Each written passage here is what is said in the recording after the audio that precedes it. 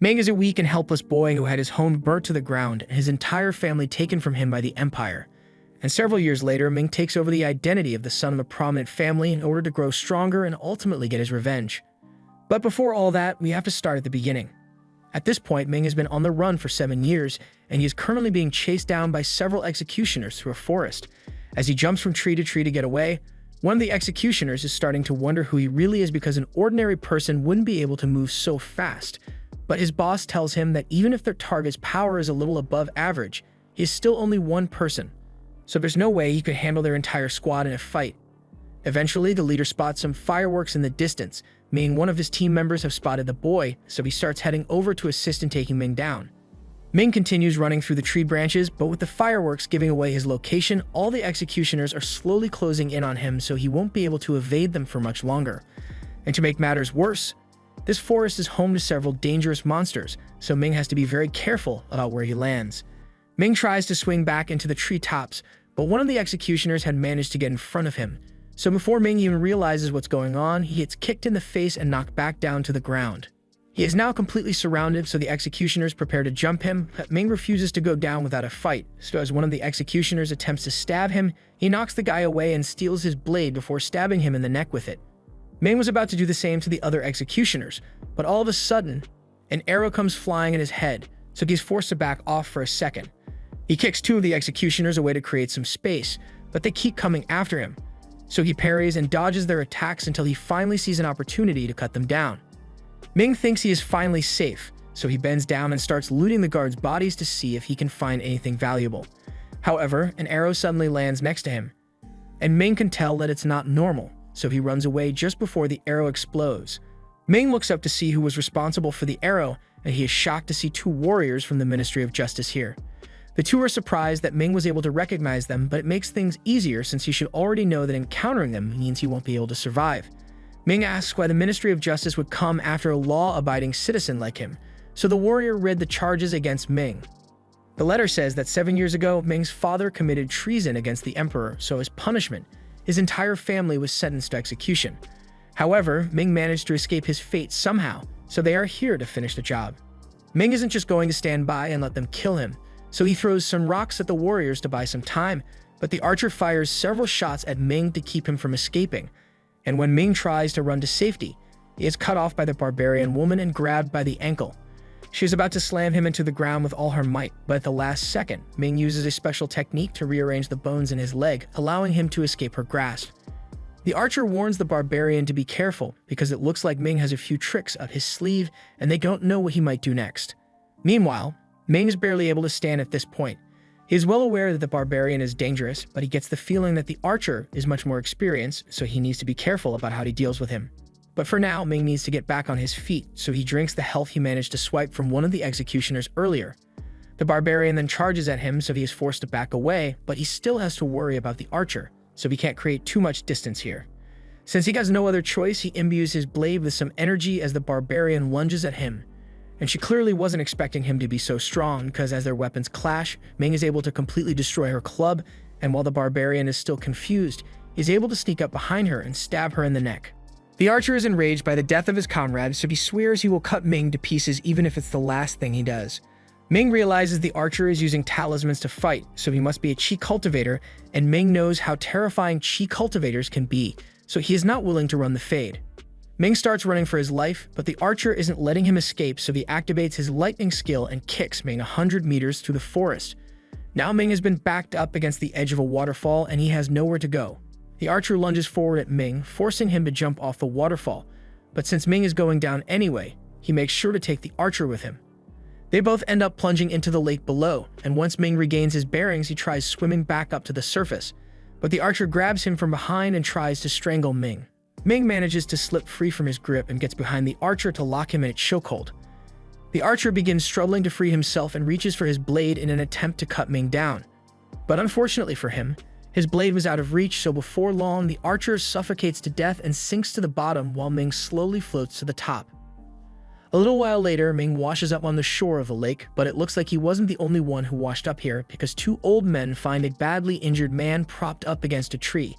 They are very disappointed because the man looks like he had some decent potential as a cultivator, But with that hole in his chest, even an immortal wouldn't be able to save him. The short one says they can't just let the young master of the Bai family die like this when they were tasked with bringing him to the savage ghost sect for his spiritual awakening. The tall one suggests they should just ditch him and run away, but the two of them already took payment from the Bai family, so they get hunted down if they ran away. Not to mention the fact that to take this job, they both swallowed a heart-relaxing pill that will kill them in 6 months if they don't return to the Bai family to give a report. In no uncertain terms, the two of them are screwed, so the tall one fires off a blast in frustration. The man's blast happens to hit a rock which Ming was hiding behind, and as soon as they realize there's a witness, they try to finish him off so he can't tell anyone what happened here. However, as the tall one tries to punch a hole through his chest, Ming subconsciously protects himself with an energy shield, something that shocks the two men because Ming's technique is similar to that of the Bai family. The two of them take a moment to inspect Ming's body, and just as they suspected, it looks like Ming has learned some basic energy control techniques, and his foundation is pretty solid. Moreover, he looks strikingly similar to the dead young master of the Bais, so the two come up with a plan and tell Ming that they will save him, but only under the condition that he lives under a new identity and does as they say. Ming has no other choice. Ming doesn't really have much of a choice, so he agrees to go along with their scheme, and after healing him, the men begin taking Ming to the spirit awakening ceremony. Ming is grateful that the two of them spared his life, but he is worried that if his strength isn't sufficient, then people will find out that he isn't really the young master of the Bai family. The old man assures Ming that he should be alright since the savage ghost sect has no record of his face, and as long as he follows the energy control technique that they showed him, he shouldn't have any problems passing the spiritual awakening exam. Speaking of the exam, Ming still doesn't know what it's about, so the men explain that it's basically a ceremony that allows you to gather large amounts of qi in your body, and when the qi reaches the condensation stage, you can become a spirit disciple, and from there your cultivation can reach even greater heights. The two of them tell Ming that it is a great honor to be allowed to participate in the ceremony, so he should be grateful. But if the spiritual awakening is so amazing, then Ming asks why the two of them haven't awakened their spirits yet.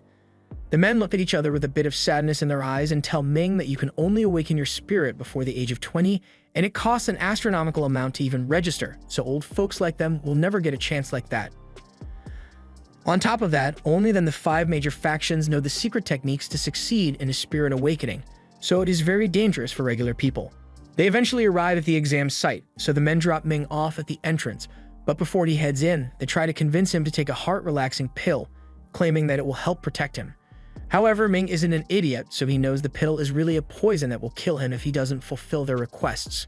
He asks the men if they really trust him so little, but given the fact that Ming is a wanted criminal in the Empire, they are a little worried that he might run away halfway through the exam. They assure Ming that even if he takes the pill, everything will be alright as long as he succeeds with the spirit awakening, but doesn't really believe them. However, it's not like he has a choice here, because if he doesn't do as they say, they will expose him as an outlaw and he'd be hunted down again, so he swallows the pill and heads inside for the exam. Inside, Ming comes across several powerful cultivators from prominent families, and a lot of people seem to know the young master of the Bai family. Although, all the rumors seem to say that the young master of the Bai family is a useless bastard, so Ming realizes his public image isn't good. Just then, the instructor for the exam, Fang, arrives and he tells everyone that he will be in charge of leading them to the spirit awakening ceremony, so anyone who wants to participate should follow him. All the participants start walking, but all of a sudden, a bunch of them begin to choke. So Ming realizes something is wrong and jumps onto the ceiling to analyze the situation. There are dozens of ghosts picking off the participants, but when one of the participants goes to ask Fang for help, he tells them that this is the savage ghost sect, so they better be able to deal with a few specters on their own. Most of the stronger cultivators here are able to defeat the ghosts fairly easily, so it's time for them to move on to the next phase, but along the way, Ming is approached by this guy. He offers to form an alliance with Ming so they can tackle the next phase together, and Ming sees no reason to refuse, so he goes along with the guy's suggestion. Although the guy is a little suspicious, so Ming keeps his guard up. While they are walking through the tunnel, he keeps looking around in case of an ambush, but the guy he formed an alliance with tells him there's no need to worry about anyone sneaking up on him since everyone else has already progressed to the next stage. And anyone that's still in the first stage by now definitely isn't strong enough to be an issue for them. But with that said, there's only a limited number of spots for the next phase, so the man really does intend to betray Ming. He steps back as some purple energy wraps around Ming, and once he is restrained, the guy explains that this is the second stage of the exam, the sacrificial cage. As the name implies, someone needs to be sacrificed here for the other to move on with the test, and unless you're a high-level cultivator, that purple energy will drain your power until you eventually die. Ming is furious and asks the man if he thinks the Bai family will let him live after killing their young master, but the guy says this is just how the game goes. The spiritual awakening ceremony is already dangerous to begin with, so anyone who comes here has accepted the fact that they may fail and die at any point. And besides, the Bai family is on the verge of being expelled, so there's nothing they could do about it anyway. Ming is actually kind of relieved to hear that death is a normal part of the exam because that means he doesn't have to worry about consequences if he accidentally kills someone. He gets back on his feet and begins charging up his energy until he eventually breaks through the energy chains. The man is terrified because he knows the real Bai Kongshin could never pull off something like that, so he figures out that Ming is an imposter. Ming is surprised that the man was able to deduce that much in such a short amount of time, but it's not like it matters because he won't survive long enough to tell anyone the truth. The man is starting to panic, but he doesn't want to die here, so he's getting ready to fight Ming. However, he suddenly feels a sharp pain in his hand, and it becomes very difficult for him to move. Ming reveals that he had poisoned the man in advance the moment they first met because he was worried that something like this might happen. The man lunges at Ming in anger, but in his carelessness, he gets caught by the purple chains and he is completely drained of his energy a few moments later. Ming continues through the tunnel until he eventually arrives at the exit where many other cultivators are waiting. Fang tells everyone that they were lucky to have made it this far, but the true test is yet to begin because this is where they will undergo their spiritual awakening. This arena was specially made to allow several different groups to take part in the awakening at the same time, so they need to prepare themselves. Ming is still a little shocked that over half of the initial participants have already died, but it looks like there are even greater risks with the actual awakening. A few of the participants notice that there are already a lot of people seated inside the energy circles, so Fang explains that those are the members of the Savage Ghost sect who have been nurturing their spiritual energy since childhood. There are 5 circles in total, and Fang reserved 3 of them for the members of his sect, so he tells the rest of the participants that they are going to have to use the leftovers. The participants are outraged because their families paid good money for them to undergo this awakening, so it's not fair for Fang to monopolize a majority of the resources. But Fang doesn't care about fairness at all. He's the one who sets the rules here, and if they don't like how he allocated the resources, then they are free to leave. The participants have no choice but to go along with Fang's orders, so they all squeeze into the final 2 circles and get ready for the spiritual awakening to begin. Once everyone has settled in, Ming notices a beautiful girl sitting across from him, and when she looks his way for a moment, he begins to fall in love. But then he remembers that he's a wanted man who was forced into a potentially deadly ceremony, so love isn't a high priority for him. The girl is surprised that her spiritual charms didn't work on Ming and she is starting to take an interest in him, but there's no time for distractions right now as the spiritual awakening is about to begin. Each pathway is filled with dense liquid energy, so when all the circles have been filled, the formations are activated to enshroud an incredibly dense spiritual energy which they must absorb. Within seconds, several cultivators fall to the ground, unable to overcome the incredible pressure. However, the more skilled cultivators don't seem to be having much trouble. Since Ming is new to the world of cultivation, he is struggling a little, but with the energy control techniques he was taught, he is eventually able to stabilize his spirit. Now all that's left is for him to absorb as much extra energy as possible so that he can open his meridians. While all this is going on, the leaders of the 8 branches of the Ghost sect all meet to watch the progress of the candidates. The sect leader is quite impressive with the performance of the participants this year, but he heard that the other leaders have a few people in mind whom they would like to recruit. He heard that Shu and Lin got into an argument over a particular disciple and even arranged a duel to decide who would get him. Lin pleads her case and reminds the sect leader that she was the one who discovered the Kalin nightmare body, so she has the right to take her as her disciple. All the branch leaders are shocked to find it hard to believe that someone here really has a nightmare body, but there's no reason for them to doubt Lin's testimony because moments later, the nightmare body is manifested right before their eyes. It only has 6 veins at the moment, but with the girl's mass control ability, the sect leader agrees that she would be a great asset to their sect. The sect leader asks Guy if he has his eye on any of their faction's disciples, but Guy tells him he doesn't really want to compete with the rest of them for disciples, so he's fine with choosing a few of the foreign awakeners. The sect leader asks him if he's sure about this, since even if the foreigners manage to awaken, they will most likely only end up with 3 veins, which is relatively low in comparison to the Ghost faction's disciples. Guy is aware of that, but his branch doesn't have as many resources as the others, so all he asks is that if any of the foreigners are fortunate enough to awaken, then the rest of his fellow branch leaders shouldn't steal them away from him. Just then, Lin gets everyone's attention and points to Ming because his cultivation looks like it has the potential to reach the legendary 9 vein. The sect leader takes a look and he is impressed with Ming's energy levels, but unfortunately, That's where his interest ends because he says Ming doesn't know the proper channeling techniques to stabilize his energy absorption, so his body won't be able to handle it. When someone isn't able to handle the energy that they are absorbing, it inevitably leads their entire body to explode, as showcased by the unfortunate people behind Ming. The energy Ming is absorbing is starting to take a toll on his body, so he seals his spirit veins to hold it in, but Guy says a trick like that will only delay the inevitable, so Ming will eventually die. Just then, all of their attention is drawn to another foreign participant, Jai, who has just successfully unlocked the 9-vein spirit, and Guy is rather pleased because he already called dibs on all the foreign candidates, and it worked out well for him. However, all of a sudden, the final branch leader, Lei, shows up and tells everyone that Jai is his nephew, so he's going to take him on as a disciple. He makes the argument that he is already familiar with Jai's thunder attribute, so he would be the best teacher for him. Gui is disappointed that such a talented disciple is being taken from him, but since Zai is Lei's nephew, he agrees to let him go. But he asks everyone to agree that they will let him keep any of the remaining foreign awakeners. None of the branch leaders have any objections, and the sect leader is in support of Gui's requests, so there shouldn't be any more issues for him. However, a few moments later, another participant awakens, and this one absolutely stuns everyone because he surpasses all their expectations. His vein count rises all the way up to 9, but it doesn't stop there.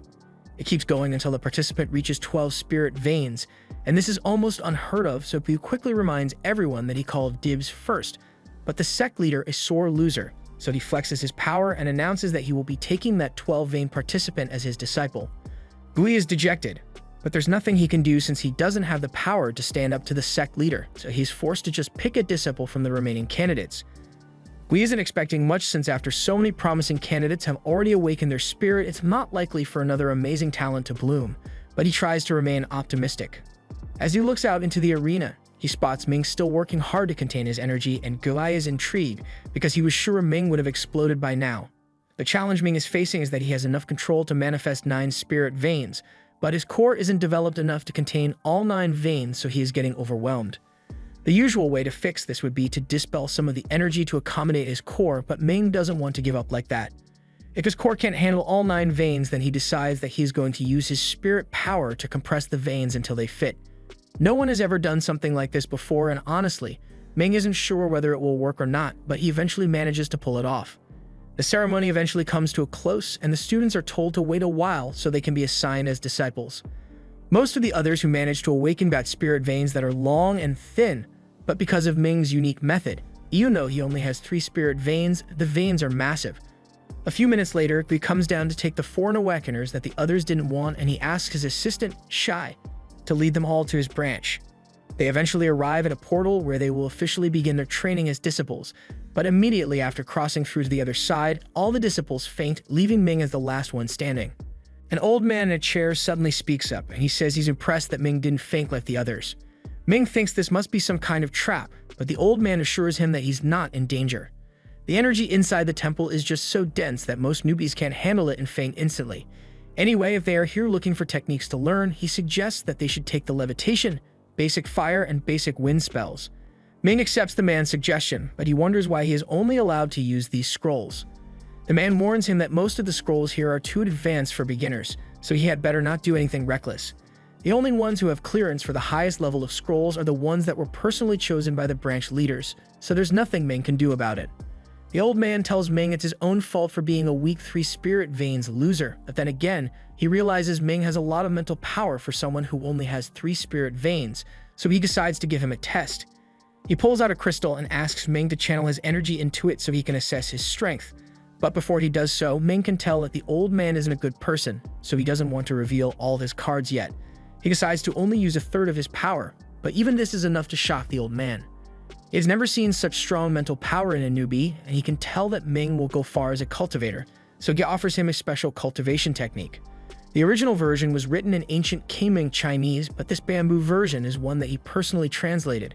Ming asks the old man if he can see the original version, but the old man gets offended and says Ming would never be able to understand something he personally had to spend years just to translate. He tells him that technique will get him all the way up to the middle stage of mastery with no bottlenecks, something that even the faction's secret technique can accomplish.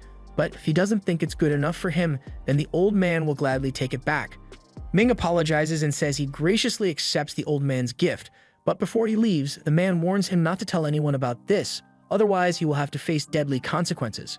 Meanwhile, in a cave near the sect, two of the spirit awakeners are meeting with one another, and one asks the other how many foreign spirit awakeners managed to survive. Aside from the two of them, the others are Zile and the Bai family's young master. But he thinks there's something suspicious about Bai because he is widely known as the useless son who was sent here because his family didn't want to have to deal with him, and someone like this could never survive the spirit awakening.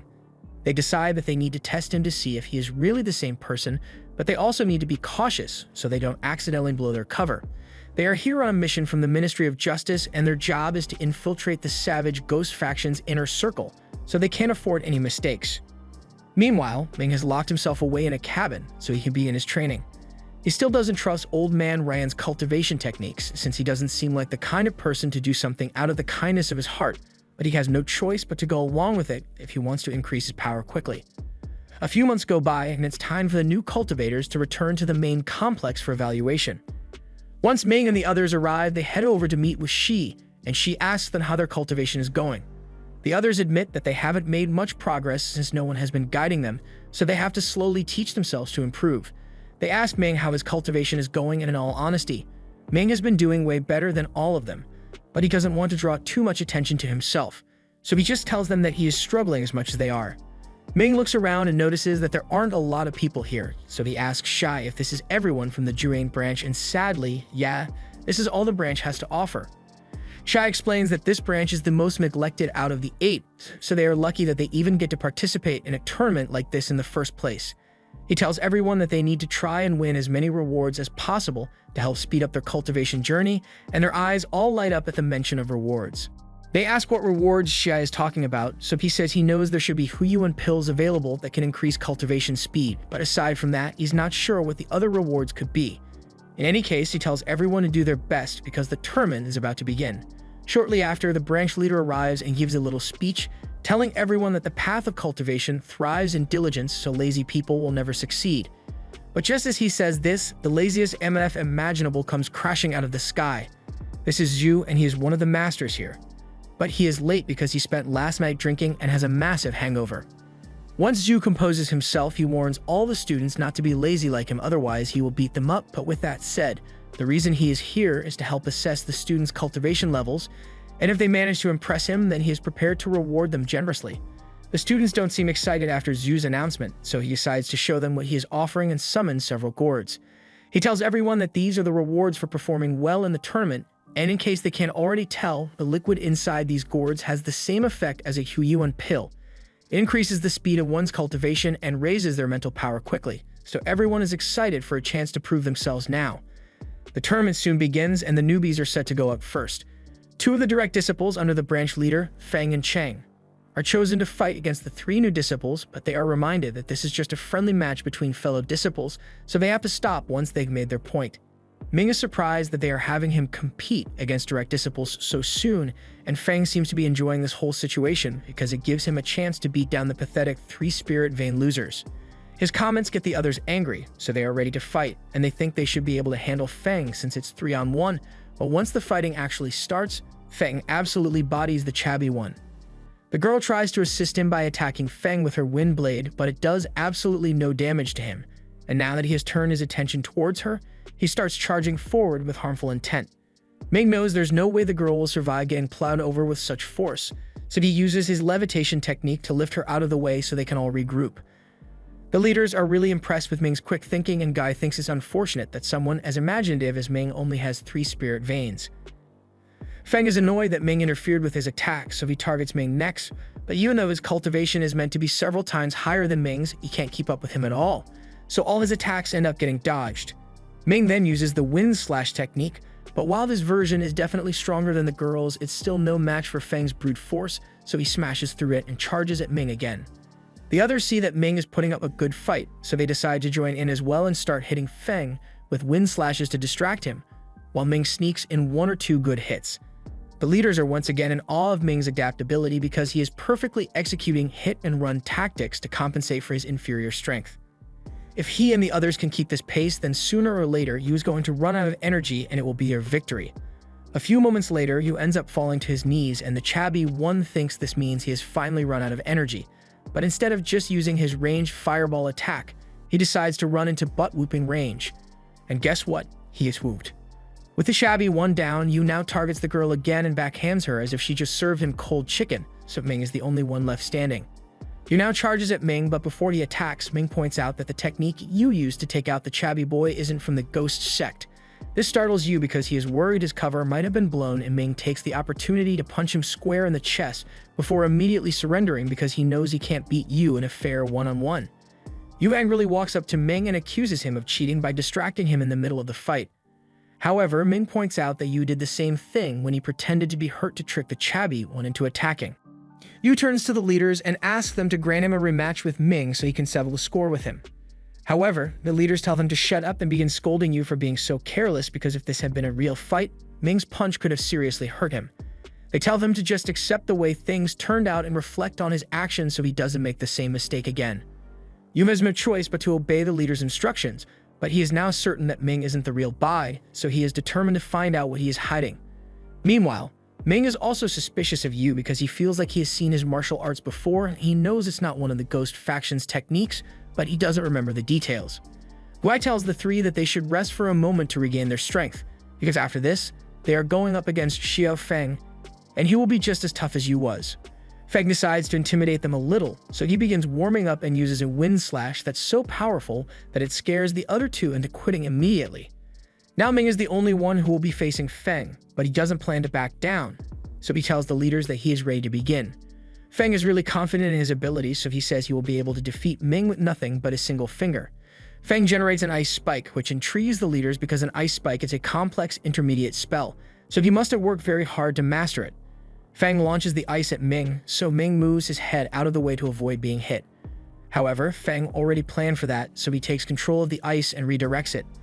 The other leaders are starting to get worried since the ice spike spell is notoriously difficult to control, so Feng might accidentally end up hurting Ming, but Guai says it's fine since this version of the spell can only cause physical pain. Feng realizes the ice spikes won't be enough to break through Ming's defenses, so he decides to conjure a huge ice wall. This forces Ming to go on the offensive, so he pulls out his weapon and begins attacking Feng.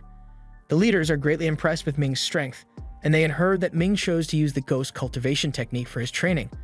But while the ghost cultivation technique is by no means bad, it limits the growth of an individual later on, so they think he might have been a little too hasty with his decision. However, Ming never actually used the ghost technique. The technique he got from Ruon is called the Netherbone cultivation technique, and it is very similar to the ghost techniques, so it would be a good cover to pretend that he chose the ghost technique instead.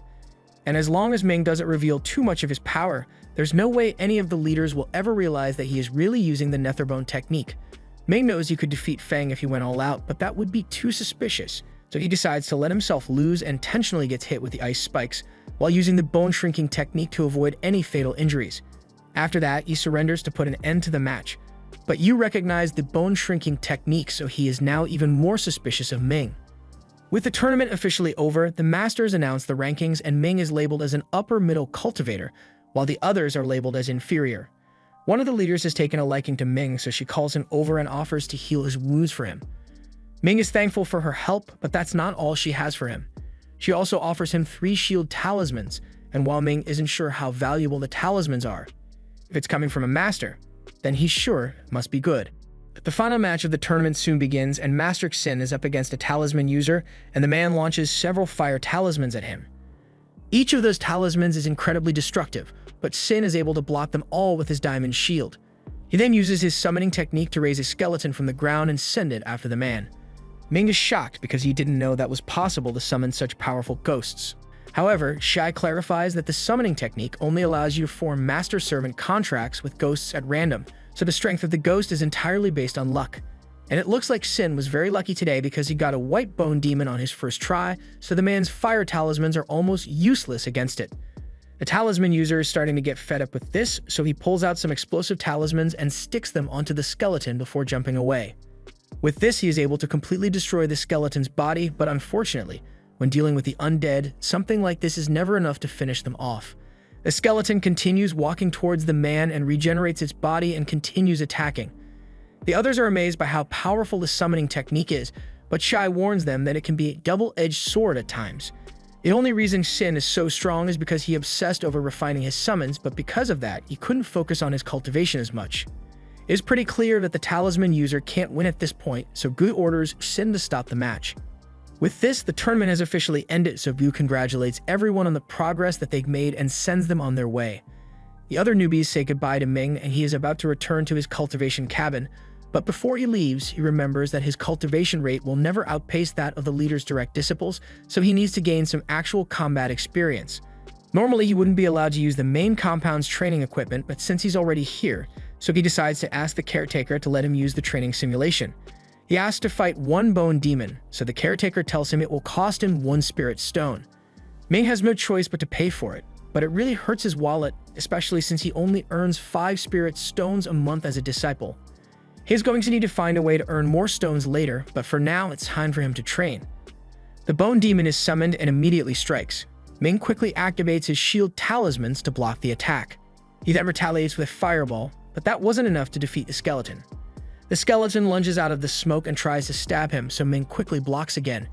And while the skeleton is stun-locked, Ming manages to punch it hard enough to finally put it down. He is honestly surprised that the shield is so effective, even though he hasn't had the time to refine it yet, but he is even more amazed by how difficult it was to defeat a regular bone demon. It is now certain that he needs to learn the summoning technique, but before that, he needs to take a bath. Ming heads home and hops into a bath, but while he's busy cleaning himself, he suddenly realizes that a woman has been standing next to him this entire time.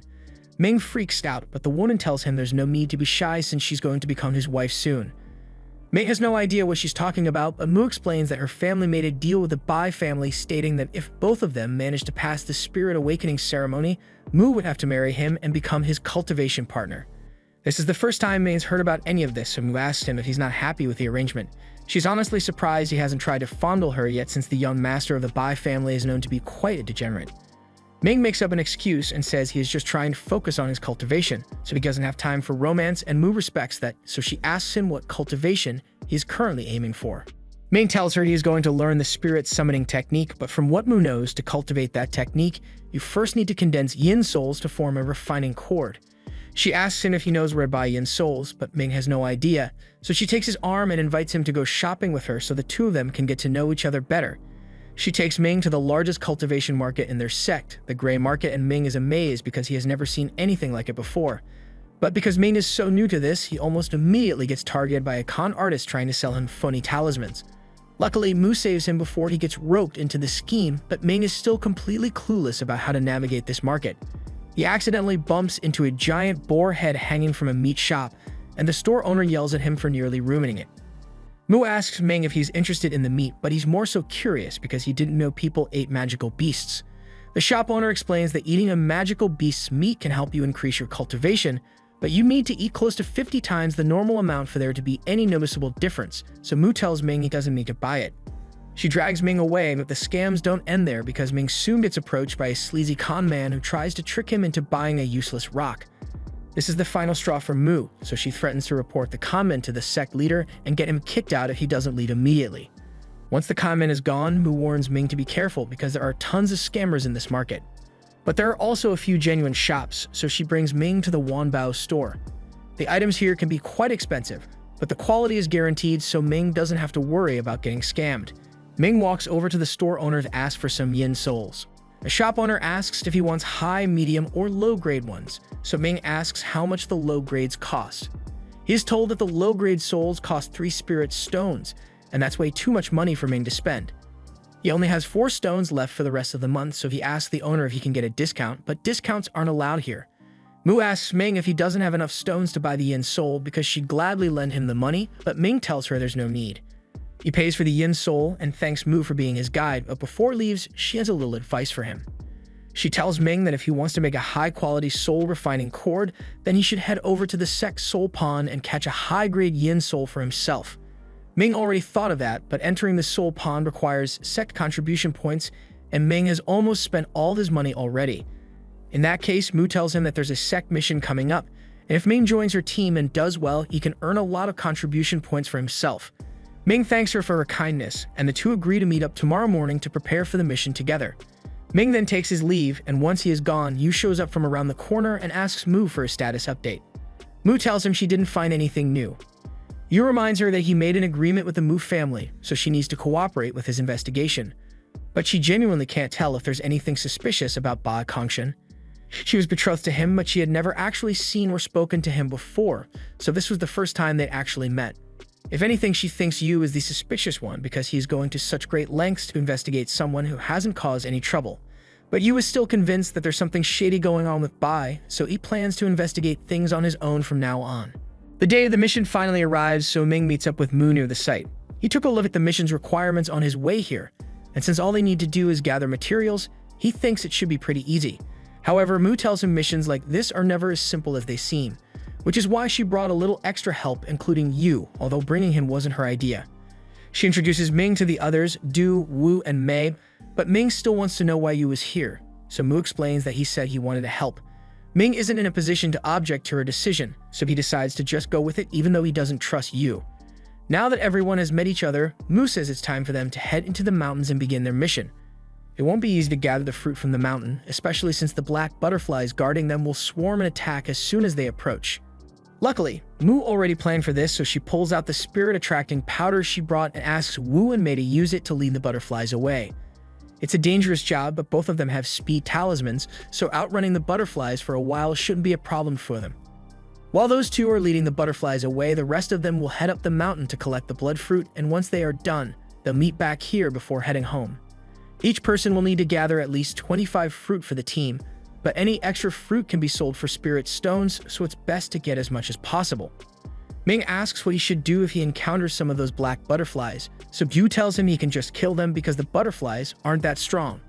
They drain small amounts of energy from their surroundings, so they shouldn't be a threat unless he runs into a swarm of them. But with Wu and Mei acting as decoys, that won't happen. Now that everyone is clear on the plan, Wu and Mei fly up to the mountain and begin circling it to draw the attention of the butterflies. And once the butterflies start coming after them, the two fly away as fast as possible. Most of the butterflies are now gone, so everyone else gets moving to gather their fruit and complete the mission. Meanwhile, elsewhere in the mountains, a high-level cultivator named Yi is flying through the mountains on her sword looking for something. A little while later, Ming had managed to pick quite a few blood fruit thanks to the soul-refining rope he made. It may not be high quality, but it is really useful for scaling the mountain. Ming continues gathering all the fruit he comes across, but when he tries moving a boulder, he ends up inadvertently releasing a group of black butterflies, so he now has to fight them off. Luckily, there aren't that many here, so he uses his chain to slash at them and then finishes them off with a fireball. However, just when he thinks he can finally relax, he is suddenly captured by a binding spell you place on him. This particular spell was made to be effective against cultivators, so while he is bound, Ming won't be able to use his spiritual energy at all. Ming asks Yu why he is doing this, so Yu tells him he just has a few questions he wants answered, so he appreciates Ming's cooperation. After all, it would be a shame if Ming were to suddenly go missing out in these mountains, especially since 3Ving cultivators aren't worth much to the sect. First, he asks Ming if he has any connection with Xiang Island, but Ming says he has never heard of it before.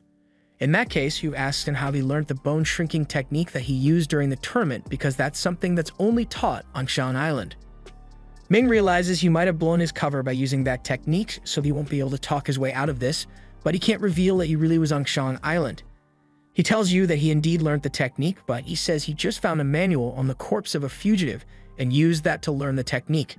He starts asking a lot more questions, but all of a sudden, the two of them are attacked by a liquid yin condensation rat beast. This is a monster so powerful that Yu stands no chance, so he immediately runs away, but not before throwing Ming at the rat beast as a distraction. Yu then flies away, and the entire time he is smiling to himself because he finally has a good excuse for Ming's death. Ming is now left alone to face the monster, but no matter what he tries, the rat is simply too quick and powerful for him to fight head-on. Ming gets slammed into a rock, and he realizes he's really going to die here if he doesn't do something soon. So even though he doesn't really have a plan, he's not going down without a fight. He summons his spirit weapon at full strength and charges at the rat, managing to slash it across the torso and cut off its tail. But while he may be able to do damage against it, he is still taking a lot of damage in return, so he won't last much longer. Just then, Yi shows up and she sees Ming struggling against the rat beast, so she sends a rain of lightning swords down to help. This scares the rat off, but that's not a good thing since Yi's goal was to finish it off. She creates a whirlwind in the sky to suck the rat up, but she inadvertently drags Ming up as well, so he gets sent flying through the air. He manages to regain his footing by summoning his nimbus, but almost immediately after, he gets grabbed by the rat's tongue and is nearly eaten.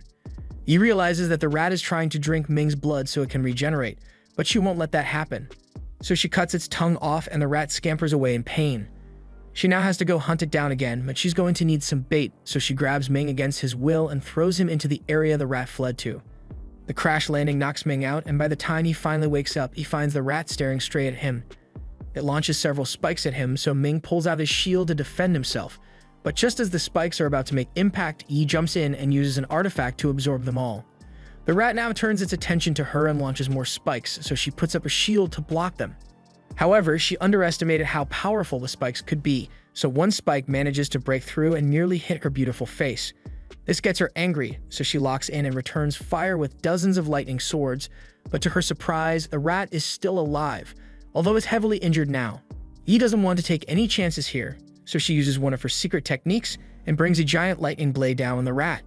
Its body is completely destroyed, but its soul fragments still remain intact, and it'd be bad if it managed to possess a vessel. So Ming tries to stop it from escaping, but the soul fragments are too fast for him to catch up to.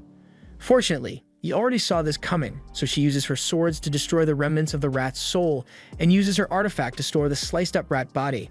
Now that it's over, Ming can see that the difference between him and high-level cultivators like Yi is far greater than he ever could have imagined.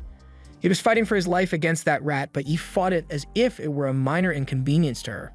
Speaking of inconveniences, Yi addresses Ming and tells him his fighting skills are pathetic, but he did serve as good bait, so he deserves some kind of reward for his role. She tells him that when she chopped up the rat, some of its body parts fell down into the ravine, so if he is willing to go looking for it, then he is free to keep anything he finds. She then turns around to leave, but before that, she asks Ming to tell her what cultivation he is currently using. Ming explains that he is practicing the ghost spirit technique, but Yi doesn't really believe him because she can tell that his technique is different from the normal ghost technique. She doesn't know what specific cultivation Ming is using, but she tells him that whoever taught him the technique messed up really badly because it has a major flaw. Ming is starting to get worried, so he asks her to tell him what the flaw is, but Yi doesn't see a point in getting involved with his cultivation. So she tells him it's his problem to deal with and flies away. Meanwhile, back at the base of the mountain, Yu has just finished telling everyone about the monster and how it has probably eaten Ming by now. But he leaves out the part about him sacrificing Ming as bait so he could escape on his own.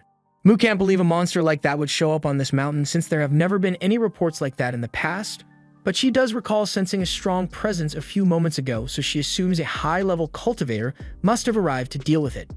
With that said, the others are wondering why Ming wasn't able to escape the rat since his skills should have been more than enough to get away. Unless, of course, someone threw him at the rat as bait, but no one would be sinister enough to do that. Right. Yu speaks up and says he doesn't think Ming made it out alive because while he was fleeing, he saw the rat heading towards Ming, but he definitely had nothing to do with that.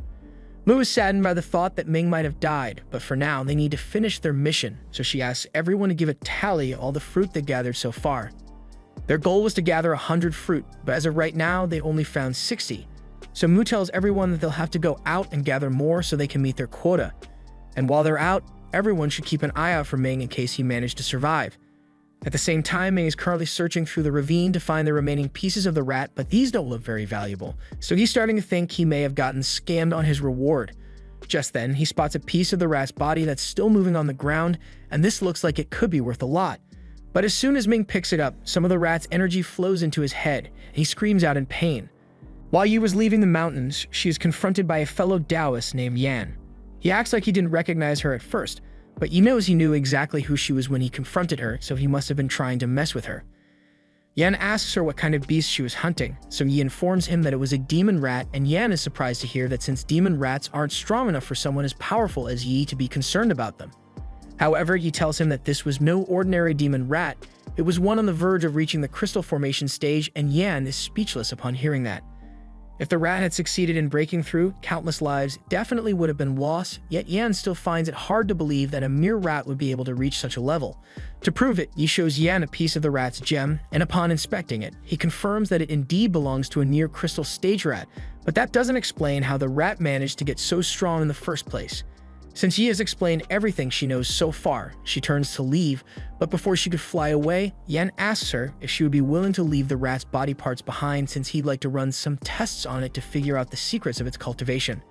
However, Yi says she already intended to give the rat's body to Senior Cold Moon, and Cold Moon is well renowned for her research ability which outclasses Yan's, so we can't argue with her decision. While all that was happening in the sky, Ming has been freaking out for the past couple of hours because he clearly remembers a dark energy entering his body, but he has scanned himself head to toe 5 times already, and he couldn't find any traces of it. He knows unknown dark energy is never a good sign, but there's also a chance that he was just imagining things, so he starts wondering if he should go back to the sect to get a checkup. However, if he returns to the sect, then you will know that he's alive, and there's no way he'd leave Ming alone after what he pulled earlier today. Ming briefly considers faking his death to avoid being investigated anymore, but if he were to do that, then he would lose the faction's support, and without that support, you won't be able to cultivate as effectively. Additionally, he mentioned something about his cultivation technique having a major flaw, and if anyone knows what the flaw is, it would have to be Ruin. So Ming has no choice but to return to the sect so he can continue his training. He flies off on his Nimbus to go reunite with the members of his team, and at the same time, the team is starting to get worried because they spent all evening looking for more blood fruit, but they are still short by 19 fruit. The mountain's terrain was drastically altered by all the high-level techniques Yi used to defeat the rat, so most of the blood fruit got buried under the rubble. And with Ming still missing, there's no way they'll be able to meet the quota before the deadline. Just then, they notice someone approaching, and to everyone's surprise, especially Yu, they see Bai flying in. The group members ask Ming what happened, so he tells them that he got cornered by a powerful beast, and it nearly killed him, but luckily, he was saved by a high-ranking cultivator just in time. Mu asks why he has been gone for so long if he was saved from the rat, so Ming makes up an excuse and tells her he got caught up in Senior Yi's attack, so he was knocked out for a while. But on the bright side, he still has all the blood fruit he collected earlier, and with Ming's 24, they now have enough for the quota, so everyone is relieved that today's mission was a success. There's no time to waste, so the others prepare to head back to the sect, and Du offers to give Ming a ride since he still needs to recover. Yu is about to leave as well, but before he goes, Mu reminds him that her family only agrees to monitor the savage ghost sect, not assassinate people. She knows Yu probably tried to kill Ming up in the mountains, but he tries to defend himself by saying Ming is a threat to the Imperial Court's mission. Mu tells him there's no way Ming would have returned if he was really plotting against the Imperial Court, because it would have been better for him to let Yu think he was dead. But speaking of death, she warns Yu that if he ever tries attacking Ming again for his stupid reasons, then he's going to have to deal with her. Later that day, Ming receives his share of the reward for the mission from Du, but just as Du is about to leave, he says something to Ming about strength being the most important thing in the world of cultivation. And the same goes for cultivation partners, so he thinks Ming might want to reevaluate his betrothal to Mu. A moment later, Mu happens to show up, and Ming asks if her betrothal to him is a farce, but she'd rather not talk about it here. So she asks him to follow her over to a nearby mountain. Once they are alone, Mu tells Ming that she knows he isn't really Bai Kongshan, and she has known ever since the first day she met him here. Frankly, she's surprised that Ming thought she wouldn't know what the person she's betrothed to is like, but Ming is a lot more mature than the spoiled Bai Kongshan ever was, so she honestly doesn't mind the switch. Ming asks her why she didn't tell Yu as she knew he was an imposter, but she has no reason to rat Ming out. Her engagement was originally arranged with the promise of providing her with a secret cultivation technique so she could advance to Spirit Master once she got married to Bai, but with the real Bai gone, she can no longer obtain that technique from the deal. Unless, of course, Ming were to help her out. Ming tells her he doesn't know any of the Bai family's secrets, but be that as it may, with everyone convinced that he is the son of the Bai family, he is bound to have access to information that will be useful to her. So as long as he helps her, she promises she won't reveal his secret. Over the next few days, Ming continues working on his cultivation, and those recovering pills he got from the minor competition are really coming in handy, but he's almost out, so he decides to try practicing something else. He takes a look around his room and realizes he still has those bone fragments he got from the rat demon, and the rat was able to break through one of Yi's shields, so its body parts should make good weapons. There's also some rat meat here, and Ming remembers hearing that monster meat can help with cultivation, so he decides to try some. He creates a fire in his hand and roasts the meat until it no longer smells disgusting, and when he takes a bite, he feels a lot of spiritual energy welling up inside him, so he immediately gets back to cultivating. The meat's power is really effective, so Ming was able to cultivate halfway through the second stage of the dark bone technique in only a day. If he finishes the rest of the meat, he should be able to break through to the third stage, but he doesn't want to rush things because he remembers Yi telling him that the dark bone technique is flawed, so he needs to figure out what the flaw is before he goes any further. He already knows Ruin will tell him the truth if he asks directly, so he needs to come up with a backup plan. And that backup plan is breaking and entering. Ruin is currently in the library, meeting with the sect master who wants to see if he has progressed in his cultivation yet, and since he is so preoccupied, he hardly notices as Ming punches a hole through one of the outer walls to get into the library's hidden room. The master tells Ruin that if he doesn't advance to the next stage soon, then he is going to die in 10 years, and Ruin is aware of his potential fate, but he hasn't conducted enough tests to figure out the proper dark bone cultivation yet. Meanwhile, Ming encounters some skeleton soldiers down in this secret passage, but the skeletons are blind, so as long as he stays quiet, they won't be able to detect him at all. He makes his way into the secret room, and in there he finds the book with Ruin's notes about the dark bone technique. Ming discovers that while the first 3 stages of the technique are safe, Ruin has no idea what the 4th stage is supposed to be, so he has been encouraging unsuspecting students to use the dark bone technique in hopes of figuring it out so he can use the technique personally. It involved a lot of the students dying for his selfish goals, and that's a sacrifice that he was willing to make, but Ming doesn't appreciate the fact that he had been tricked into becoming one of those sacrifices. The shocking discovery causes Ming's heart rate to rise, which alerts the skeletons to his presence, so they attack him and Ming does his best to fight them off. However, those skeletons are not ordinary henchmen. They've got hands, and Ming was not ready for that, so he nearly gets knocked out. On the bright side, the skeletons aren't very intelligent, so he should be able to escape them if he can make it into the tunnel. But to do that, he's going to need a distraction, so he uses his soul rogue to take control of one of the skeletons and makes it attack the other. This buys Ming enough time to sneak out of the room, but on his way out, he alerts 2 more skeleton guards, so he's still being chased. As he is running away, that dark energy from earlier begins acting up, and it's making it really difficult for Ming to move, so he tries sealing it away for now, but that doesn't work out for him. One of the skeletons finally catches up to Ming, and it is about to punch a hole through him. But just then, Ming's energy begins reacting, and in the next moment, he finds himself in an empty black fog. He is baffled since he could have sworn he was just in the library's secret room, but for now, he plans to get out of here. He tries walking, but he gets blocked by some sort of invisible barrier, so instead he tries flying up to the sky to escape. But the barrier reaches all the way up there as well, and no matter how much Ming tries, he can't break through it.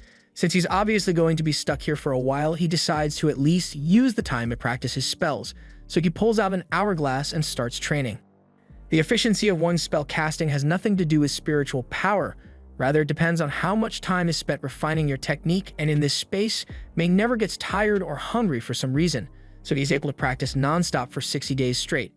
Eventually, his spells become incredibly powerful, but it's still nowhere near enough to break him out of this prison, so he's starting to wonder if he will be stuck here forever. However, once the 60th day is over, Ming is suddenly teleported out and wakes up back in his body, but he is shocked to find himself in the exact same position he was in before he got trapped. Luckily, all the training he did in there has made his spells significantly stronger, so he's able to destroy the skeletons and escape with ease now. A little while later, Ruin and the Master arrive to see what happened, and Ruin is shocked that someone was able to destroy his skeletons so easily. He believes it must have been one of the Spirit Masters since a Spirit Disciple wouldn't be strong enough to do this. The Master tells Ruin that his research must have attracted some unwanted attention, so from now on he is forbidding him from teaching the Dark Bone technique to anyone else. As for the people Ruin already tricked into training with the technique, too bad, because it's not his problem anymore. Later that day, Ming goes to visit Master Bing to see if he can remove the dark energy that went into his body, but Bing throws him out because he thinks Ming is messing with him. After hitting the ground, Ming bumps into Jilin, and he is nearly hypnotized by her seductive eyes, but he remembers we must stay focused, brothers, so he looks away. Jilin didn't mean to use her ability on Ming, but she is impressed that he could withstand it. Ming introduces himself and explains that he was here to ask Master Bing to dispel the evil within him, but when Bing checked him, he couldn't find an ounce of evil in Ming's body. In fact, Ming's spiritual energy is a lot denser than the average person, so Bing assumed Ming must have been lying because he wanted to meet Jilin or something. Ming says that wasn't why he came here, but Bing just tells him to pay his consultation fee and leave already. After that, Ming returns home, but he still has a lot of his questions on his mind. But even Master Bing couldn't locate the energy, and he's better off not worrying about it for now. On the bright side, Ming was able to swipe some good spirit recovery medicine from Ruin's secret cave, so he should be able to continue his cultivation now.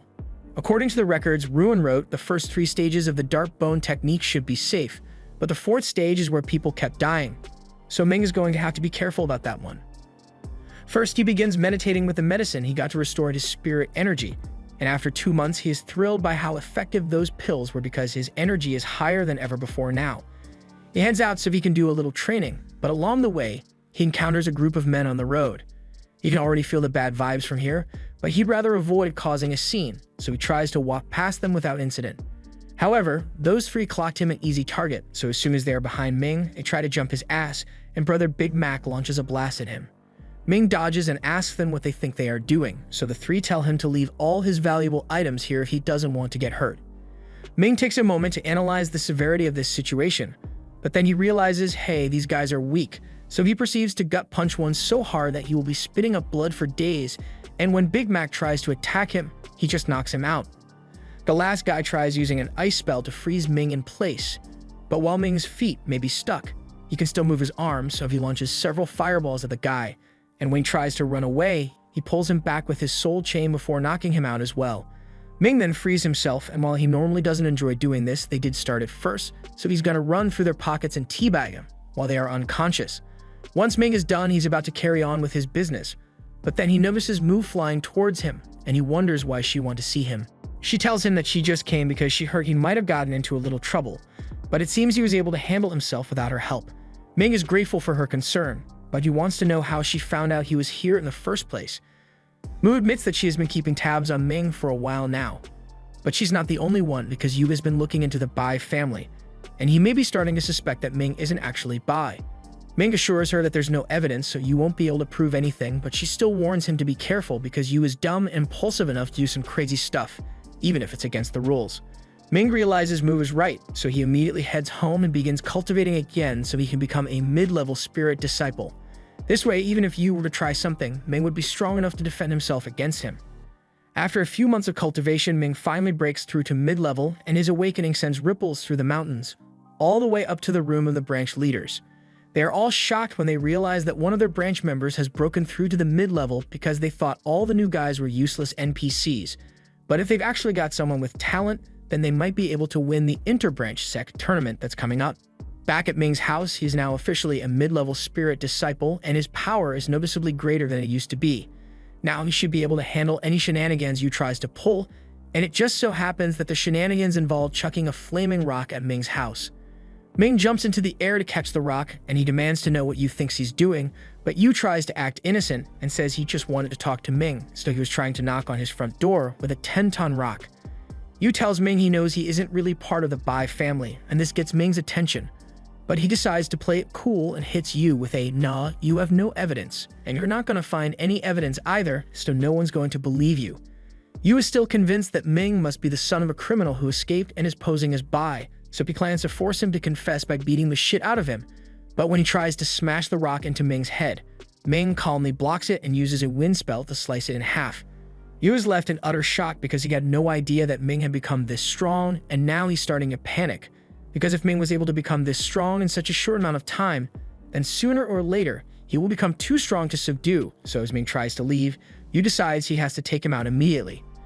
He flies into the air and attacks him, and Ming can't believe Yu would dare to attack him within the sect, even though it's against the rules, but Yu clearly isn't thinking about the consequences here. Even with Ming's current strength, he would have a hard time defeating Yu alone, so he doesn't know how he's going to get out of this alive. Fortunately, one of their seniors happens to be passing by, and she is disappointed to see her junior sect members fighting each other, so she separates them and demands to know what's going on. Ming tells her that he and Yu were just having a friendly sparring session, so there's no need to be concerned. She obviously doesn't buy it, but if Ming isn't going to complain about Yu, then she has no reason to press the issue. She tells them that they are being summoned by the branch masters, so Ming starts heading towards the main hall to meet them, and Yu begrudgingly follows, knowing he can't make any more moves against Ming for now. Upon their arrival, Ming finds Fang already waiting there. So now that all three have arrived, the branch leaders inform them that they have been selected to partake in the tournament against the 9 Aperture branch. None of them were aware of any tournaments, so Zhu explains that the tournament is between this branch and the 9 Aperture branch, where both sides will send 3 of their newly initiated disciples to the subdued Dragon Island to compete for Spirit Fruit. Each winner will receive 10 Spirit Fruit, and these particular fruits contain Jade Essence, so you can refine them into a special spirit liquid that will greatly boost your cultivation. That's enough of an incentive for all of them to agree to participate, so Guy tells Zhu and Zhang to accompany the 3 of them to the island for the tournament. Upon arrival, Ming and the others are introduced to the master of the 9 Apertures branch, Dazi, and the disciples he brought for the competition. However, Zhu notices that only 2 of Dazi's disciples are present, so he asks about it, and Dazi yells for Jin to stop messing around because it's very disrespectful. Jin eventually flies down and Dazi apologizes for his behavior, but he grew up alone in the forest, so he's not familiar with their customs yet. Now that everyone is here, the three use their energy to unseal the entrance, and inside they find a volcano with 3 spirit trees laid out in a triangle. These 3 trees each have 10 spirit fruit, and special magic has been used to seal them, so the terrain around each one is different. The elders say they will stay out here to keep the volcano stable, and while they are doing that, the disciples will begin their matches within the spirit arena. After the rules are explained, they are all paired up and teleported into the arena, so the tournament has officially begun. All 3 competitors from the aperture deploy their snake puppets, and with their special puppet controlling techniques, they begin their attack. Ming's opponent goes first, so Ming prepares himself, and as the snake lunges at him, he uses his chain to tie it up before striking all the snake's joints to stop it from moving. As for Feng, he simply uses an ice spear to shatter the magic stone on the snake that was attacking him, earning himself an easy victory. But things aren't as simple for Yu. He tried to handle the puppet by taking out its master, but when he shoots a fireball at her, to his surprise, she effortlessly blocks it with a fire-repelling talisman. Yu is shocked to see this since that was a high-level talisman, and it should be very difficult for a disciple to get her hands on one of those, that she has way more than just one. Yu accuses the Daisy of cheating since he must have given Fei all those talismans to help her win, but Daisy assures the others that he didn't give Fei anything. She got all those talismans from her grandfather, the great master Yingzhou, and she only came to their branch because she has a love for the puppetry technique. With that said, it doesn't change the fact that she's got Grandpa's money backing her up, and with all those powerful talismans, there's no way Yu stands a chance. The other Aperture members also seem to have prepared some tricks in advance, because even though Ming and Feng were able to destroy the snake puppets, Ming's opponent turns out to be a body cultivator, so he doesn't need a puppet to fight after all. Yu is surprised to see this because body cultivation is a technique where progress slows down further into your training, so it is difficult to use, but against opponents of equal level, a body cultivator is practically unbeatable. Daisy believes this means his side will win all 3 matches, but Zhu tells him they still have Feng, and he won't be as easy to beat as the others. Daisy takes a closer look at Feng, and he is shocked to find out that he is using the withered wood technique to raise his strength. As much as he hates to admit it, at Feng's level, it's going to be tough for Jin to beat him, so he gives Jin permission to use the secret weapon. Jin then summons his praying mantis puppet, and Zhu tries to call him out because this clearly looks like cheating, but Daisy says this is all perfectly legal since that puppet is just a really advanced second-grade creation. Feng tries his best to fight back, but even after using his ultimate technique, Jin effortlessly counters with his mantis, and shortly after, Feng runs out of energy, so he is completely defenseless. Once Jin sees this, he orders the mantis to go for a kill shot, forcing Zhu to admit defeat to save Feng's life. The same thing happens with Yu's battle against Fei, so Zhu surrenders on his behalf as well, making her the winner. She is pleased, so she starts heading to one of the spirit trees so she can get her prize. Daisy begins joking that Zhu's group is going to leave empty-handed today, but Zhu says it's not over yet because Ming hasn't been defeated. He has been holding his ground against the body cultivator by keeping his distance with fire spells. Eventually, Ming stops shooting fire, so Brawler assumes he must have run out of energy. He lunges forward in an attempt to finish him off, but Ming was just baiting him the entire time. He still has a ton of energy to spare, so he fires a triple fireball at Brawler, and the first 2 completely destroy his sword, leaving him defenseless against the third. Daisy is forced to surrender to save his student's life, and once Ming's victory is confirmed, he diverts the fireball into the mountains behind Brawler. Zhu is overjoyed by Ming's victory, but Daisy refuses to accept it, so he says he wants a rematch. Zhang says no since she's satisfied with 1 victory, but then Daisy offers an extra 100 refined iron, and the gambling spirit in Zhu won't let him pass up such a sweet deal. However, he still needs to get Ming to agree to the rematch, so he pulls him aside and offers to give him 2 extra spirit liquids if he wins. That sounds nice, but if Ming is going to be risking his life again, then he's going to need a little something to sweeten the deal, so he gives Yu to agree to give him 2 sticks, a calming incense as a bonus. With that settled, Ming's rematch is set against Jin, so the 2 prepare for their match. But before Ming goes in, Zhang quietly hands him a talisman and tells him to use it if things get too dangerous, because Jin won't be an easy opponent to beat. As the battle begins, Jin summons his puppets and fires a bolt of lightning at Ming. And while he is distracted, he sends the mantis in to fight. However, Ming is too fast for that to overwhelm him, so Jin decides to play with a numbers advantage. He sends all the mantises after Ming, but he uses a wind slash to get rid of the clones, and once he locates the original mantis, Ming tries to take control of it with his soul chain. Jin pulls the mantis back to stop him, but then Ming sends another wind slash his way, and even though Jin blocks the initial slash, Ming had also cast 2 more slashes, and he redirects those back towards Jin. Jin tries to shield himself with a turtle puppet, but wind slashes were too quick, so he still suffers a ton of damage. Dazi is amazed by how much mastery Ming has over his spells, and he is starting to consider bringing Ming to his branch, but Zhu shuts that down immediately. Back in the battlefield, the other Aperture disciples go to check on Jin, but he tells them he doesn't need any help.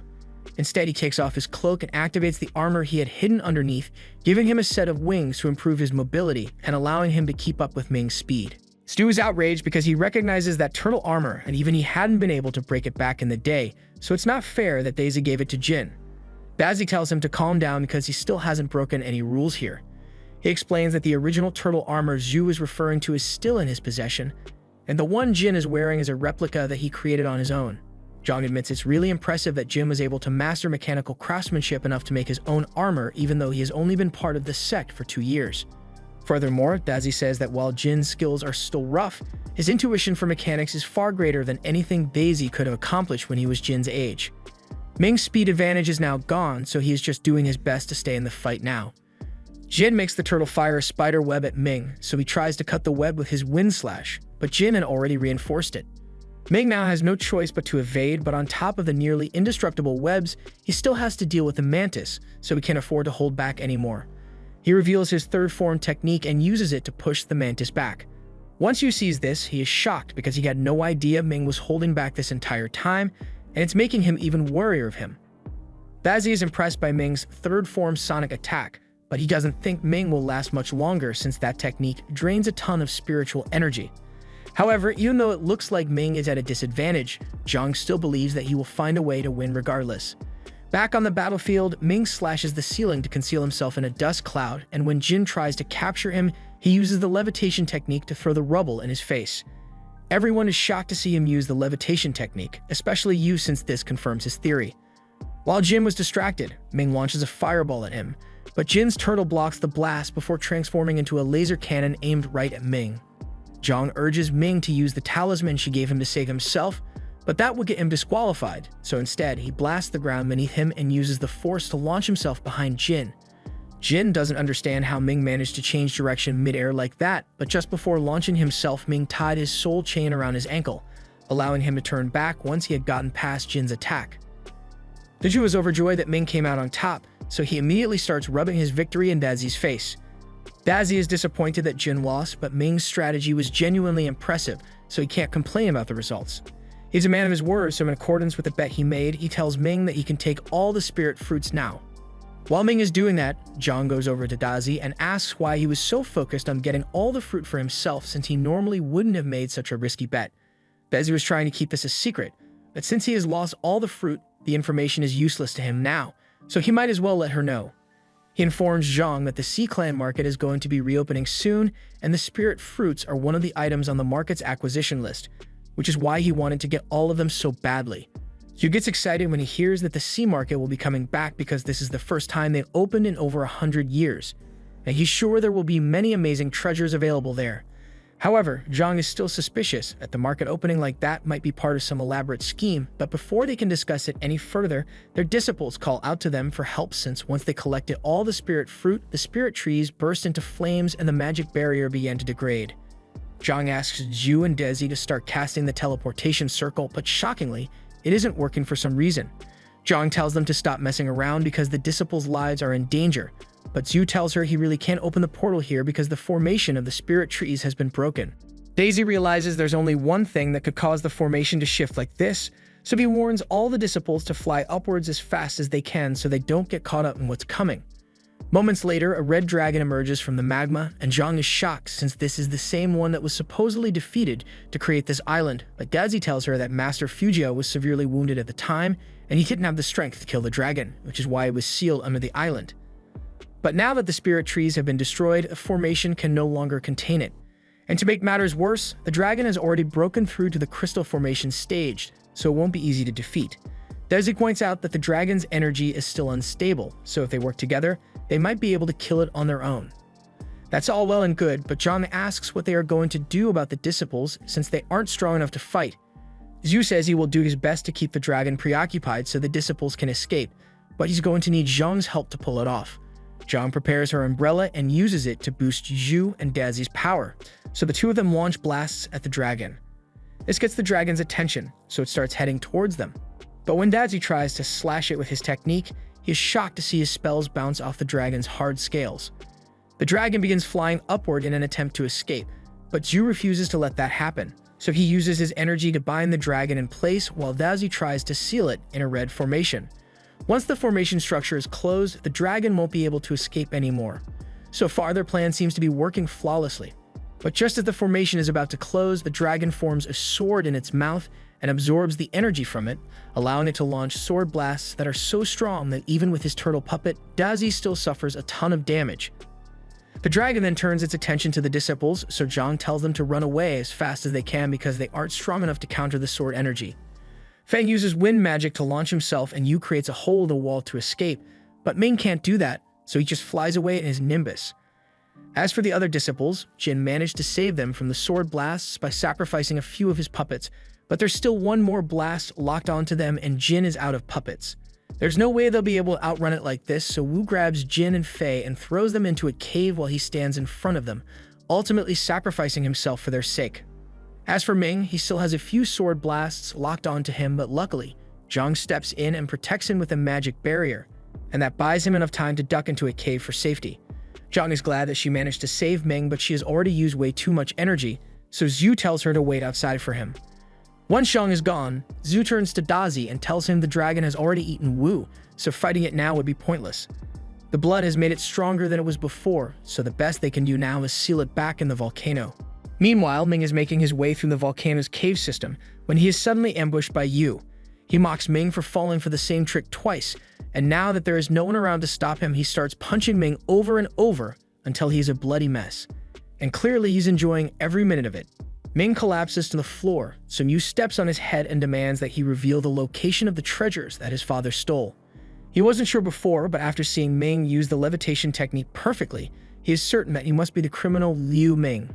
He can still remember the day that Ming's entire family was wiped out, and he recalls the pathetic look on Ming's father's face as he was beheaded. He only wishes he had been the one to put an end to that wretched bloodline with his own hands.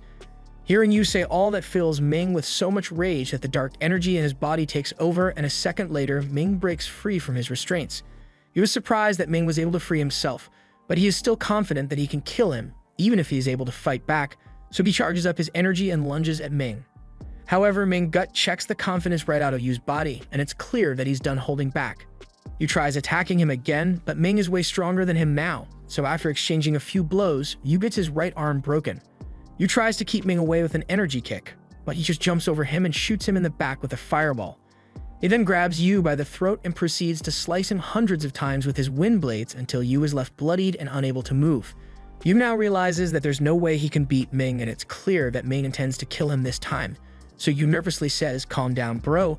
It was just a prank," and asks Ming to spare him. He even promises not to come after Ming anymore if he lets him go. But after everything that has happened, Ming isn't in a merciful move, so as a last-ditch effort, Yu jumps forward to strike him. Predictably, Ming jumps out of the way, and before Yu can even react, he is engulfed in flames, burning him to death within seconds. Once the fight is over, Ming goes back to normal, and he is completely exhausted, but the cave is about to collapse, so he has to get out of here before he gets buried alive. This was the end of episode 10. Subscribe to not miss the next part.